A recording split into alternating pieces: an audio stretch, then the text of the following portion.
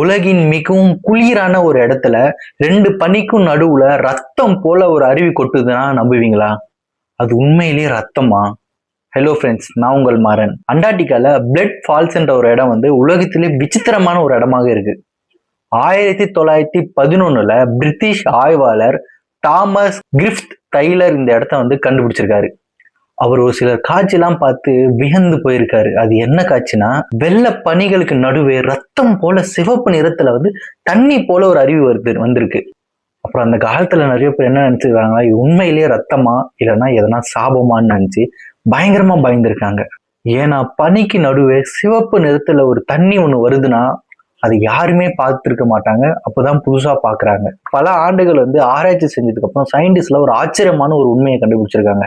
பனியின் அடியில இரும்பு சத்து, அதாவது அயன் நிறைந்த மிகவும் உப்புத்தன்மை கொண்ட பழமையான நீர் சிக்கி இருந்தது அப்படின்னு சொல்லியிருக்காங்க. அந்த நீர் வெளியே காத்துல இருக்கிற ஆக்சிஜனுடன் கலக்கும் போது இரும்பு துருப்பிடிப்பது போல வேதியியல் மாற்றம் ஏற்படுது அப்படின்னு சொல்றாங்க. அதனாலதான் இந்த நீர் ரத்தம் போல சிவப்பு நிறத்தில் இருக்குதுன்னு சொல்றாங்க. இதுல இன்னொரு ஆச்சரியம் என்னன்னா, அந்த நீர் பயங்கரமான குளிர்லுமே உறையாம இருக்கு. அதுக்கு காரணம் அதிக அளவுல அதுல உப்பு இருக்கு. இதனாலதான் பனியின் அடியில கூட நுண்ணுயிர்கள் உயிர் வாழக்கூடும் என்பது சயின்டிஸ்ட் சொல்றாங்க. ரத்தம் போல தோன்ற நீர்வீழ்ச்சி உண்மையிலேயே இயற்கையின் அற்புதமான வேதியியல் நிகழ்வா? இந்த இயற்கையெல்லாம் உண்மையிலேயே எத்தனை மர்மங்களை அதுக்குள்ள அடக்கி வச்சிருக்குதுன்னு தெரியல.